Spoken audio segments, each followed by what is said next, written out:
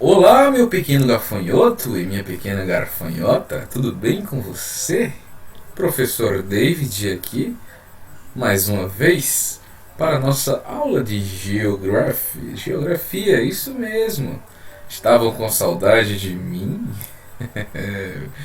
Beleza, pessoal. Hoje nós vamos aí dar continuidade às nossas aulas. Aulas estas que nós estamos aí em confinamento, estamos em casa. É, é o jeito, mas vamos torcer para que tudo isso passe rapidamente. Eu quero ver todos vocês olho no olho, hein? Joia, pessoal. Então é isso. Hoje a gente vai falar basicamente de Europa. Sim, vamos falar deste continente aí, né? Que é bastante interessante, rico em cultura, várias informações. E é isso, vamos logo para a aula de hoje, beleza? Vamos lá!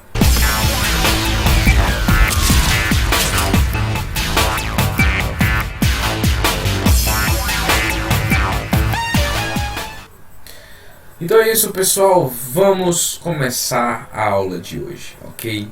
Nós vamos começar a aulinha de hoje aí mostrando a localização geográfica da Europa, ok? Então, para isso, eu vou utilizar uma ferramenta bem legal aqui, que é o Google Earth. Vamos lá para o Google Earth, para a gente dar aquela velha olhada no Google Earth, beleza?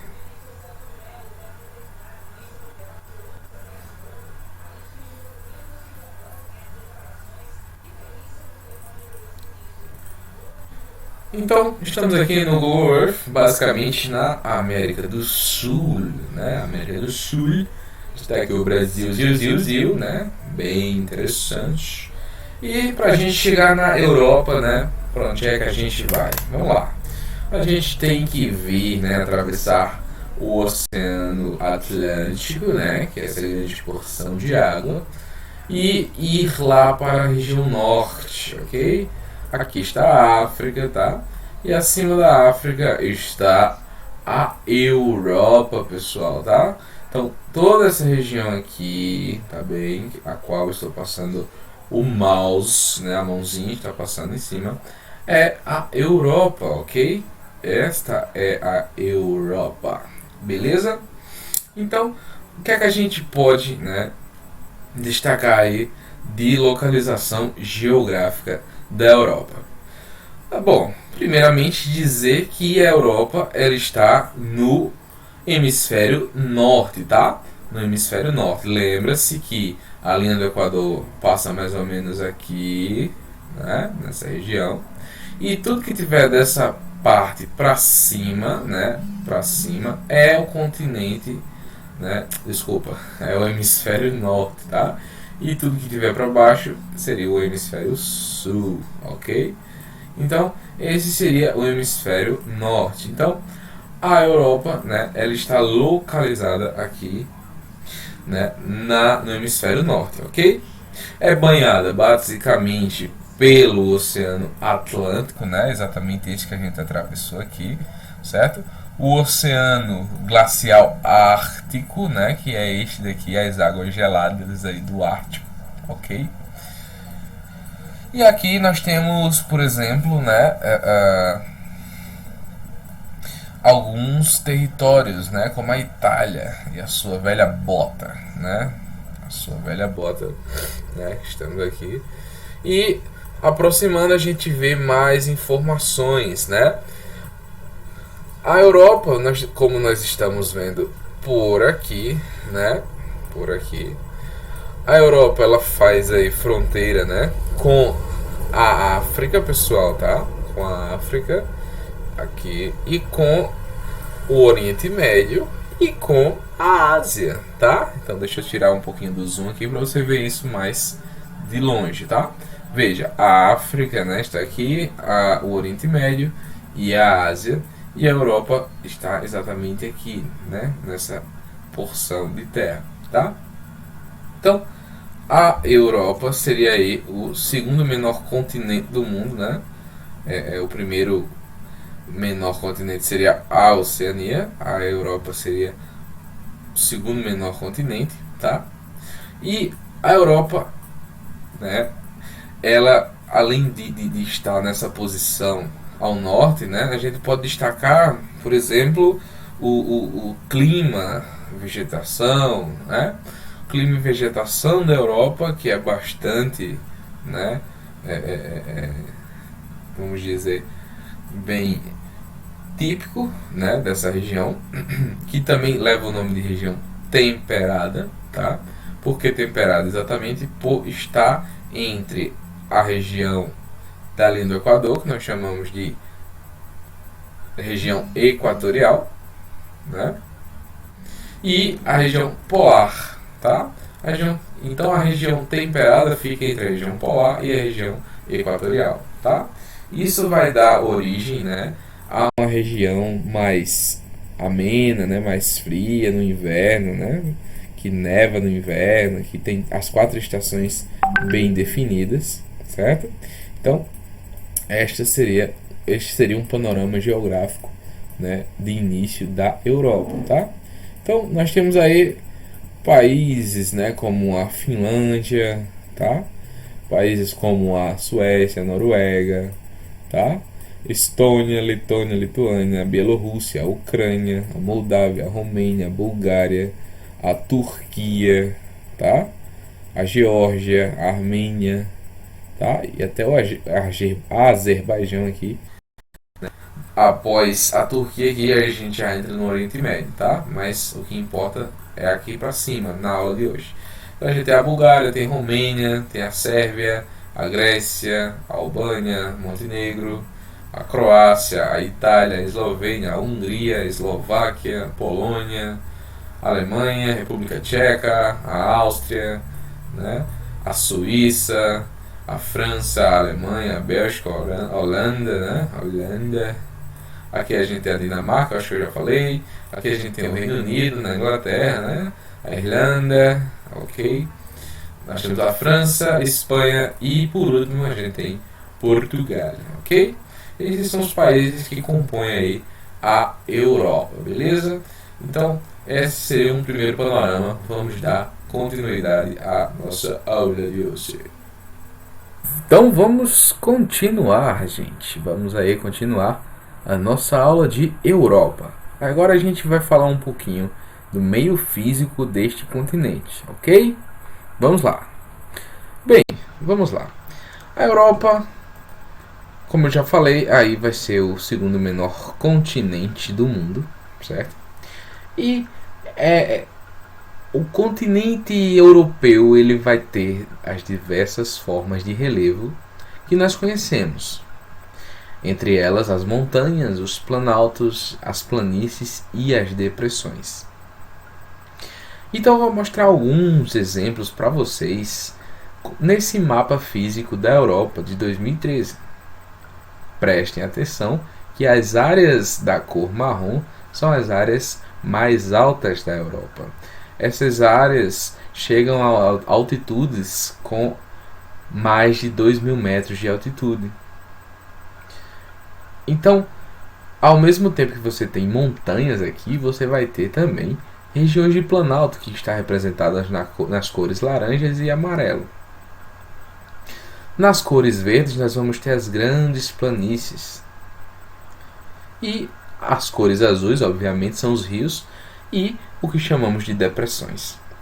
Vamos notar também as depressões que ficam entre a parte aqui da área dos países nórdicos e a Europa. E aqui também a depressão que fica entre a Grã-Bretanha, né, o Reino Unido, e a Europa, certo? Notem essa grande depressão, ok? Então, o que é que a gente vai ver primeiro? Primeiro a gente vai dizer que na Europa há uma presença de grandes maciços antigos. O que são maciços antigos? São áreas, né, que datam aí de muito tempo, né, de eras geológicas mais antigas. Então são áreas que possuem aí um maior aplanamento, né? Uma planície maior, certo?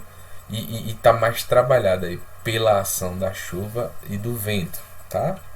Então, esses maciços antigos são montanhas muito antigas que se situam no centro, norte e no leste do continente, entre as quais se destacam os Montes Urais, certo? Que é exatamente o monte que divide a Europa da Ásia, certo? E os Alpes escandinavos, que são esses daqui. São as áreas mais antigas aí da Europa. Nós temos também as planícies centrais, que é exatamente toda essa área em verde, tá? Então elas se localizam na região central, apresenta grande extensão de solos e muito férteis. Então aqui praticamente, né, é cultivada grande parte, por que não dizer quase toda a agricultura, né, todo o cultivo aí que tanto serve para a alimentação dos europeus também como para a exportação, né? E notem que a gente tem uma presença de rios, né? Uma grande presença de rios. Isso vai possibilitar aí a grande irrigação dessas culturas, ok? Beleza. Então, nós temos também os dobramentos modernos, né? Chamado aí de montanhas, as cordilheiras. Então, são montanhas jovens, né, de elevada altitude. Então, a gente tem basicamente esse relevo aqui, né? Esse relevo aqui, os Alpes, os Apeninos, né? Os Alpes dináricos, os Balcãs e a alcadia do Cáucaso, tá? Então, toda essa área aqui, né, é uma área jovem, uma área de montanha, certo? E como é que essas montanhas, né, elas se formaram? Bom, basicamente com um choque de duas placas tectônicas, a placa africana com a placa euroasiática. Então, essas duas placas elas se chocam, né, nessa linha aqui que o mapa está nos mostrando. E eu coloquei duas setas mostrando a direção que essas duas placas se movimentam. Então, esse choque possibilita aí um soerguimento de grande quantidade de relevo, formando as montanhas, ok? Beleza. Bom, né, exatamente nesses lugares, né, formam aí paisagens como esta, tá? Paisagens como esta, né, de grandes Alpes, né, como os Alpes suíços que a gente acabou de ver, tá? Que aí é bastante icônico na porção ali, né, dessa área dos Alpes, ok?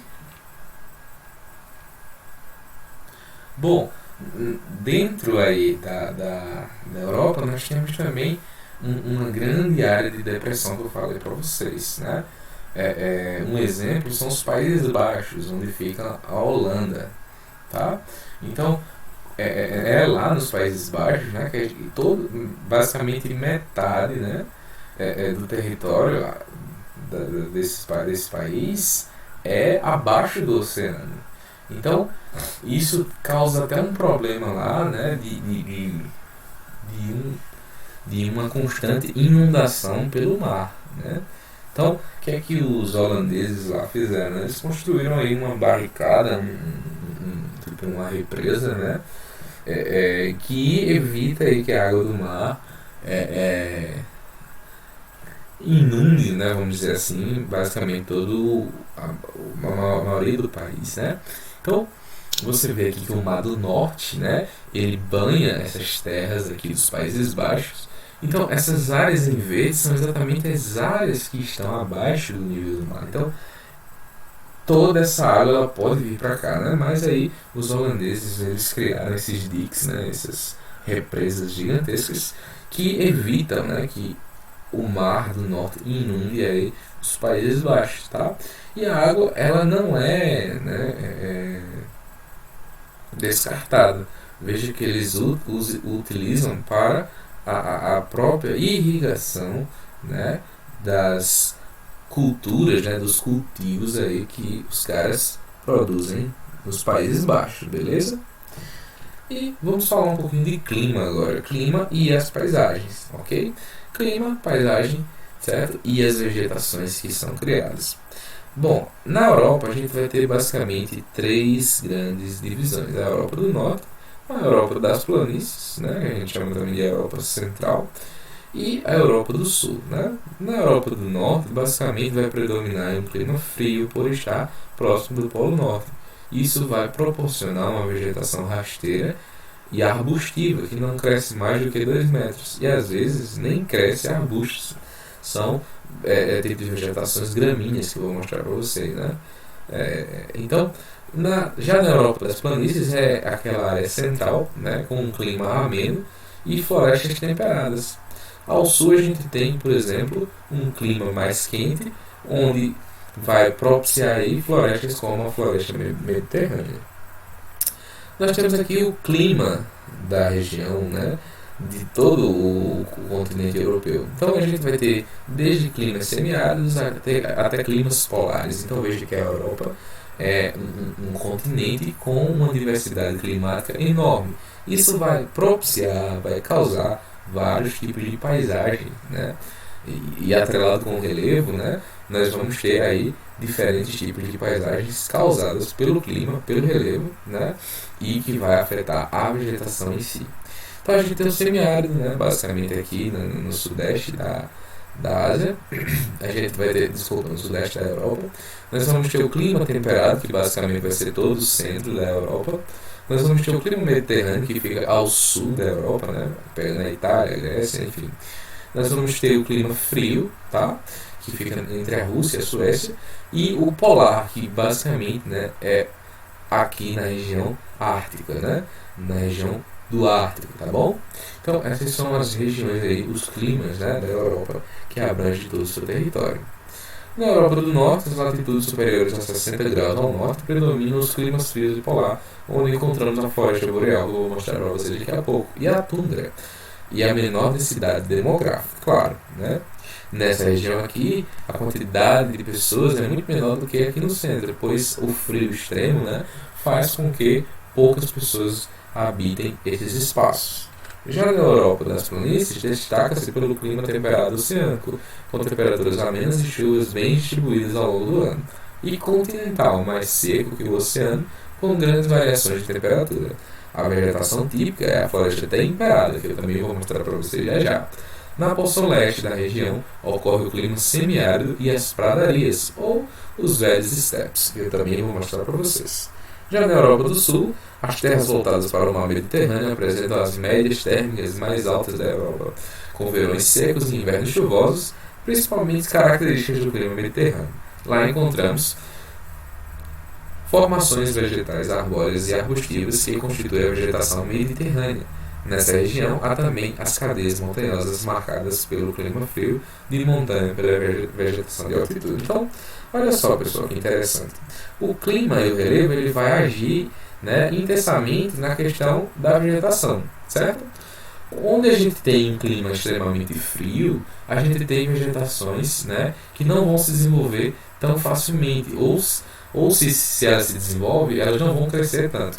Como é o exemplo da tundra, né, que é um tipo de vegetação rasteira, que eu vou mostrar para vocês, e fica aqui nessa região polar, tá bem? Abaixo a gente tem dois tipos de vegetação bem parecidos, que é a floresta boreal e a taiga, né? Ou simplesmente a floresta de coníferas, né? Essa região ela é bem conhecida por aquelas grandes árvores, né? Os famosos pinheiros, tá? Na região central a gente tem a floresta temperada. Como o próprio nome do clima, né? Essa região ela vai ter as 4 estações do ano bem definidas, ou seja, outono, inverno, verão e primavera. Aqui, nessa região dos steppes, nós vamos ter a região de grandes planícies e a região onde vai ter vários campos, né? E uma região bem legal aí para cultivar e plantar, né? Fazer a agricultura. Nessa região em vermelho, né, nós temos aí a floresta mediterrânea, exatamente pelo clima ser mediterrâneo. Ok? Vamos dar uma olhada agora nas imagens, né, para vocês verem como muda, né, de direção ao norte para o sul, a vegetação ela vai mudando à medida que o clima muda, tá? E à medida que o relevo também muda, certo? São três carinhas que trabalham juntos, né? E se um deles mudarem, né, ele já vai afetar o outro, ok? Então vamos dar uma olhada aí nos exemplos dessas vegetações.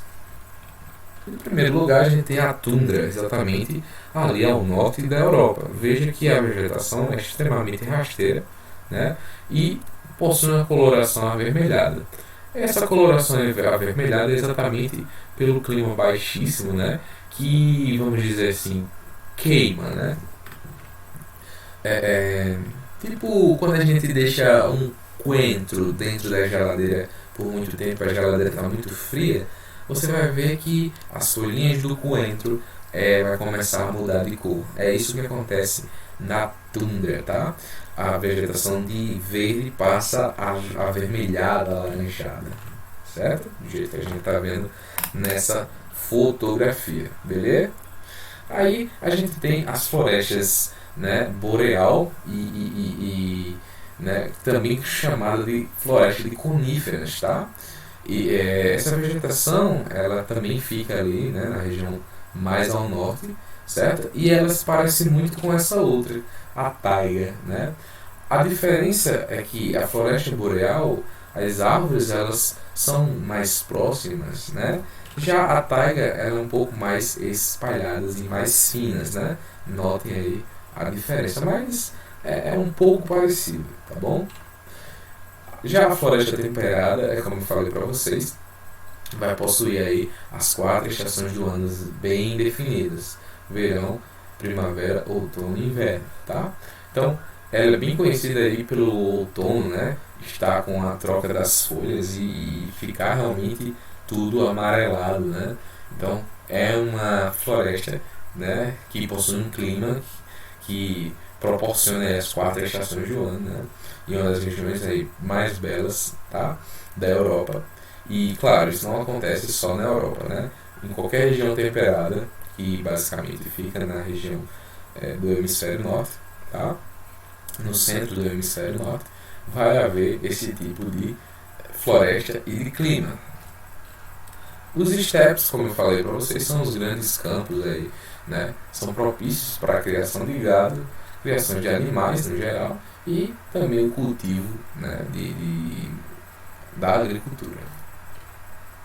Já a floresta mediterrânea fica ali no sul da Europa, né, basicamente fazendo fronteira com a África e com o Oriente Médio, e a floresta mediterrânea tem exatamente essa característica, né, rasteira, com poucas árvores e um clima mais quente, né? Então tudo isso vai compilar nesse tipo de paisagem, ok? Nós também temos, né, as paisagens, e essas paisagens elas vão, pessoal, né, influenciar a vida das pessoas, né, os aspectos culturais. As diferentes paisagens que se formam com base na interação dos aspectos físicos, como os fatores climáticos, as formas de relevo, os tipos de vegetação e a rede hidrográfica, desempenham um papel fundamental para cada região europeia, né? E cada região europeia vai apresentar características próprias, né? Como por exemplo na Islândia, onde predomina o clima polar, caracterizado por baixas temperaturas o ano todinho e pela ocorrência de precipitações em forma de neve, né? Então, qual o impacto disso na cultura? Bom, basicamente os irlandeses aí, eles, não todos, mas a maioria, fazem, né, a construção do telhado das suas casas com cobertura de plantas, né? Para que isso? Primeiramente vai deixar a casa mais aquecida, né? E a neve ela vai se apropriar melhor, né? Vamos dizer assim, da casa, tá? Então, nós temos esse exemplo que é bem interessante, né? É bem interessante na Islândia, tá? Então, basicamente o nome disso é telhado de turfa, tá? Então é um conglomerado, né, de vários tipos aí de plantas, né, em cima da casa, que ajuda a aquecer, né, e dá um charme a mais na paisagem. Agora, partindo lá para a região mais ao sul da Europa, né, nós temos a região mediterrânea, onde o clima é menos rigoroso, os verões são mais quentes e secos e os invernos são úmidos e com temperaturas amenas. Essas características são favoráveis ao desenvolvimento da agricultura, né, como a questão da uva, o trigo, a oliva, a batata, né, e também a questão da pesca, né, que é bastante praticada aí nessa região mediterrânea, beleza? Então, até agora, né, esqueci de ligar minha luz, estava aqui poupando para mostrar-me, né, novamente. Então essa questão aí do meio natural, né, é bastante importante. O que você deve ter em mente é que a Europa é um país bastante diverso, né, pela sua localização geográfica. E isso vai, né, alterar a vida das pessoas naquela localidade, como a gente viu, beleza? Bom, mas nem tudo são flores. Eu vou mostrar para vocês alguns problemas ambientais, né, que assolam a Europa, tá? Alguns problemas ambientais que não só acontece na Europa, mas é um problema global que afeta também a Europa, certo? Então vamos dar uma olhada agora em problemas ambientais europeus. Bom, basicamente, né, são problemas ambientais que ocorrem no mundo todo, mas na Europa, né, como é um continente aí bastante povoado, né, é um continente onde há uma diversidade de flora e de fauna muito grande, a gente tem que se preocupar com isso, tá? Então, alguns problemas ambientais da Europa é a chuva ácida, a desertificação, a exploração de recursos pesqueiros, resíduos nucleares, isso aqui é muito importante, né? E a destruição da vegetação nativa, né? Então, vamos falar um pouquinho de chuva ácida, né? Que a chuva ácida é exatamente produzida pela mistura dos gases, né, que são emitidos pelos combustíveis fósseis, como o carvão e o petróleo, né? E esse gás, junto, né, com as nuvens na atmosfera, forma aí uma chuva, né, com proporções ácidas. Não quer dizer que essa chuva vá corroer a sua pele, não. Mas, tipo, onde há lugares, né, com monumentos, né, feitos de calcário, a chuva ácida com o tempo vai dissolver, né, deformar aquela escultura, por exemplo, tá? E claro, faz mal à tua saúde, né? Se você for levar isso aqui todo dia, é claro que vai fazer mal à tua pele. Já a desertificação é exatamente o processo, né, que o lugar, né, aquele território ele vai passar, né, de semiárido, né, para árido até deserto. É onde não vai ter mais a água, né, no solo e nem espécies de vegetais, tá? Então é onde o solo fica degradado, né, como nessa imagem aqui. Aqui a gente tem uma imagem antes e depois, né, de uma desertificação, tá? Do solo, que é muito impactante, tá? Essa fotografia. Inclusive, isso aqui acontece em muitas regiões, né, aqui do Nordeste brasileiro, ok? Outro problema ambiental seria a exploração dos recursos pesqueiros, né? Que é bastante concentrada ali na região mediterrânea, que eu acabei de mostrar para vocês, né? A prática pesqueira, onde muitos pescadores, né, vão basicamente todos os dias atrás, né, de várias espécies de peixe para vender e para se alimentar, né? O que pode causar a extinção de muitas espécies de peixes. Já os resíduos nucleares, né, além de gerar resíduos, a energia nuclear traz riscos de vazamentos e explosões, como foi o caso de Chernobyl em 1996, tá? De novo, eu esqueci de ligar a minha lâmpada. Chernobyl, em 1996, foi exatamente uma usina nuclear que ficava na Ucrânia, né? Ficava na Ucrânia e simplesmente começou um vazamento, né, dessa usina e começou a contaminar o ar num raio aí de toda a cidade, né, de Pripyat. Eu acho que é assim que se chama, Pripyat. Enfim, depois vocês vão dar uma olhada aí quando eu for pedir para vocês olharem mais a fundo esse tema. Veja que a explosão nuclear de Chernobyl, né, chegou a países, né, mais distantes, como a Polônia, né? Então, foi um dos maiores desastres nucleares do mundo, foi o exemplo de Chernobyl, né? Então, isso causou um impacto não só ambiental, mas também um impacto social, um impacto na saúde das pessoas, né? Na forma econômica, tá? Foi bastante impactante, né? Esse desastre de Chernobyl, ok? Depois eu vou até indicar uma série para vocês, que é uma série da HBO, né, ou a famosa HBO, né, falando brasileirês aí. A HBO, ela fez uma série chamada Chernobyl e ela é muito forte e muito interessante e eu aconselho você a assistir aí. Eu acho que tem para assistir na internet, mas enfim, você dá uma olhada aí, beleza? É muito interessante, tá?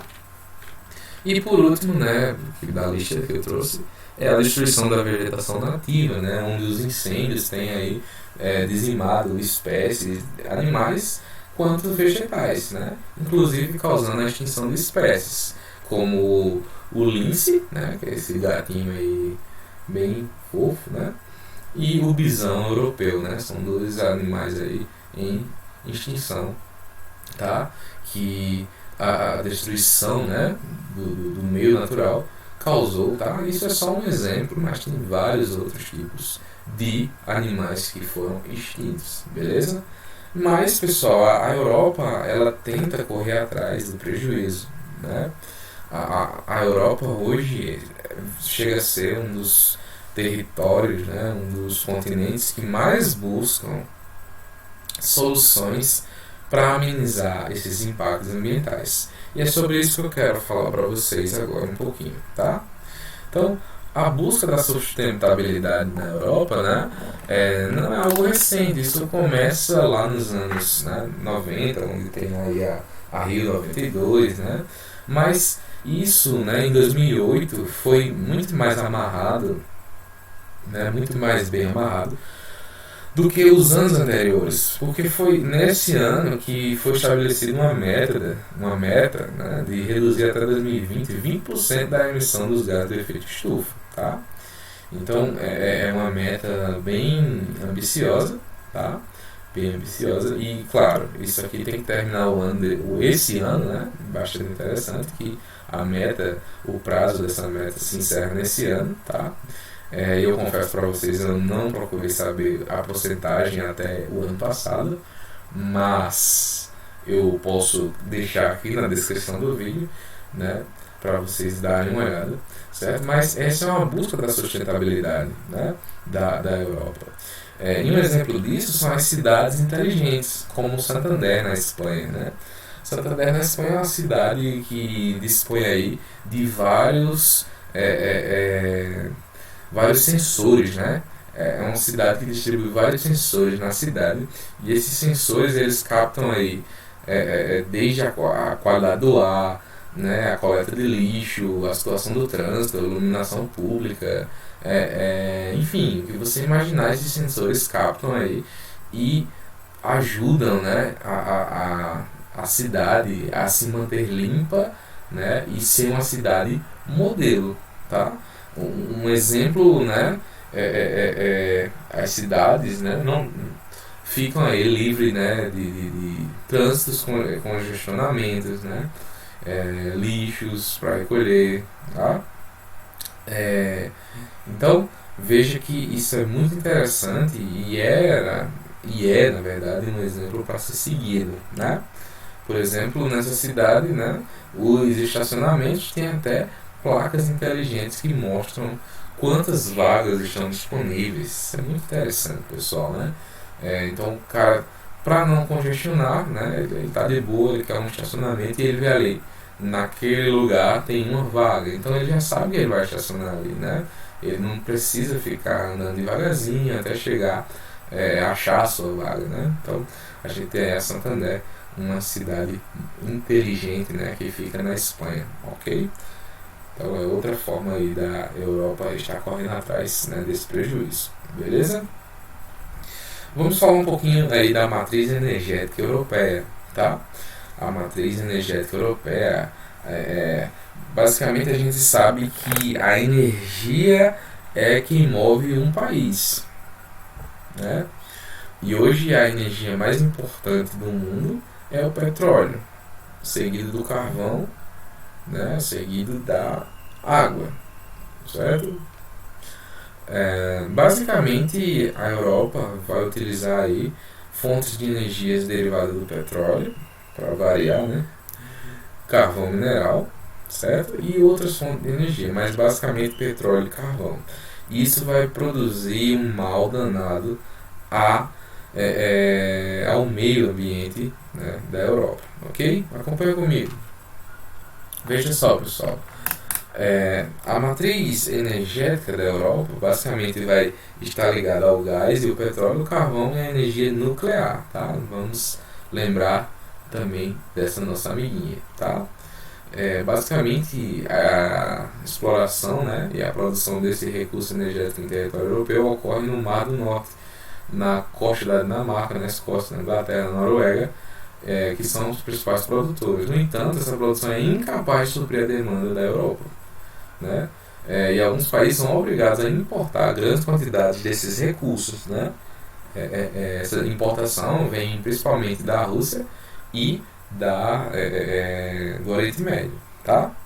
Já o carvão, embora seja bastante utilizado nas termoelétricas, sua produção vem desacelerando em virtude do esgotamento, né, e das limitações na exploração das jazidas carboníferas, além da pouca viabilidade econômica dessa fonte de energia altamente poluente. Os maiores produtores, né, de carvão da Europa são a Alemanha e a Polônia. Eu venho ressaltar que a Alemanha é o país que mais polui na Europa, né?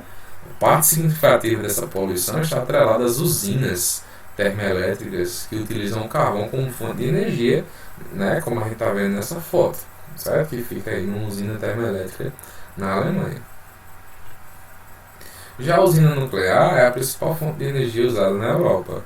Em alguns países como a França, a Bélgica e a Eslovênia, mais de 50% da energia é gerada por usinas atômicas.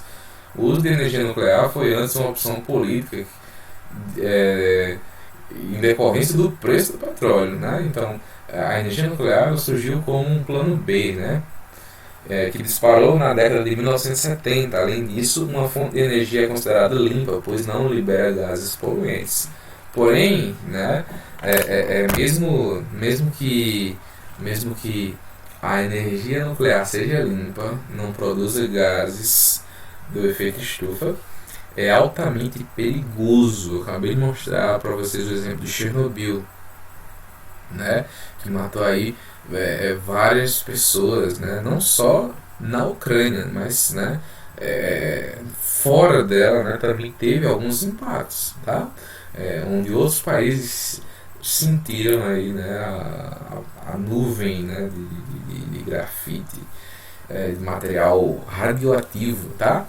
Mas é muito interessante a usina nuclear, porque ela quer um mínimo de material para produzir energia. Então isso é muito bom, porque você move uma cidade, né, como João Pessoa, com um pedacinho de plutônio, né? Então, veja, e isso demora muito tempo para acabar. Então, a usina nuclear, né, a energia nuclear, ela é muito importante e interessante, mas muito perigoso, certo? Muito perigoso. O Japão, por exemplo, que utiliza esse tipo de energia, né, é uma bomba relógio, porque os caras estão ali em várias placas, né, em vários falhas geológicas, e lá há uma presença muito grande de terremotos, né? Então, qualquer terremoto pode provocar uma explosão nuclear em algumas das usinas ali do Japão, né?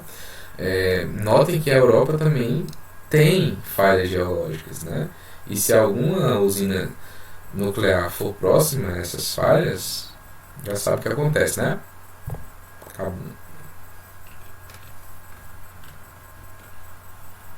Bom, como eu falei para vocês, né? A Europa ela é obrigada a importar energia, já que ela não é capaz de produzir o petróleo necessário, o carvão necessário para suprir a população europeia, né? Então, esse é o principal problema, a dependência, né, do gás e do petróleo, certo? A maioria da parte do gás utilizado na Europa vem da Rússia e em seguida da Líbia e da Argélia. O petróleo é importado da Líbia e da Rússia, né? Então, olha esse mapa aí que é bastante curioso, tá? Como a gente sabe, essa é uma região extremamente fria, principalmente no inverno, onde as temperaturas ficam abaixo de zero. Então, as casas, pessoal, né, elas precisam ter aquecedores, e aquecedores funcionam por meio de gás. Se a Europa não tem energia suficiente, né, para funcionar isso tudo, ela tem que importar. E de onde é que ela importa? Exatamente da Rússia. Então, a gente tem aqui, né, essas linhas em verde são exatamente o caminho que os gasodutos eles passam para até chegar à Alemanha, tá? Então vejam aí que basicamente, né, essa região aqui da Europa, né, depende totalmente do gás natural da Rússia, certo? Então são quilômetros e quilômetros de tubos, né, de gás que atravessam aí basicamente, né, os dois continentes para chegar e abastecer a energia, né? Enfim, o gás natural da Europa, beleza? Bom, ultimamente, né, a gente tem alguns outros tipos de energias utilizadas na Europa, né? Como a biomassa, tá? A biomassa, as hidrelétricas, a energia geotérmica e a energia eólica, tá? Algumas dão certo, outras nem tanto. Tá bom? Vamos ver uma por uma. Primeiro, a biomassa. O que é a biomassa? Pessoal, basicamente é produzir energia com restos de vegetais e restos de animais. Inclusive a própria caca, né, o cocôzinho dos animais pode virar energia, né? Isso se chama biomassa. Então, quando eu pego um tubo e encho ele de cocô, né, aquele vai produzir um gás e aquele gás vai produzir energia, tá? Ou, por exemplo, restos de vegetais, como bagaço de cana, né? Tudo isso pode produzir energia, como é o caso do biodiesel, né? Que é um tipo de combustível derivado de óleo, né? Extraído aí de vegetais. Ou etanol também é um tipo de biomassa, né? Um biocombustível, vamos dizer assim, ok? Outro tipo, né, de energia que os europeus já tentaram foi a hidrelétrica, mas isso aqui é um problema, pessoal, né? Desculpa, eu esqueci de colocar aqui o exemplo da biomassa, né? Então veja, a biomassa, né, é a junção de restos, né, florestais, restos de animais, inclusive a caquinha deles, né? Energia renovável e resíduos urbanos, né, como casca de banana, enfim, o que você imaginar aí que seja resto de animal ou resto vegetal, vira energia, né? Vira recursos, tá? Isso é muito utilizado, né? Principalmente na Dinamarca, né? É muito utilizado essa reutilização de materiais, né, derivados do meio da flora e do meio da fauna, tá? Sim, como eu ia falando, né, a geração de energia por meio das hidrelétricas. Bom, isso aqui é um pouquinho insuficiente, na verdade, não é nem um pouquinho, é muito insuficiente para a demanda europeia, né? Porque a Europa é um país que Desculpa, é um continente, né, com alguns lugares com baixa declividade e não há espaço suficiente, né, para inundar e construir as usinas hidrelétricas, né? Pessoal, para gente produzir uma usina hidroelétrica, a gente precisa inundar uma grande área, né? Para que essa área inundada passe pelas turbinas e gere energia, coisa que não tem na Europa, é espaço, né? A gente vê que é um continente pequeno, ok?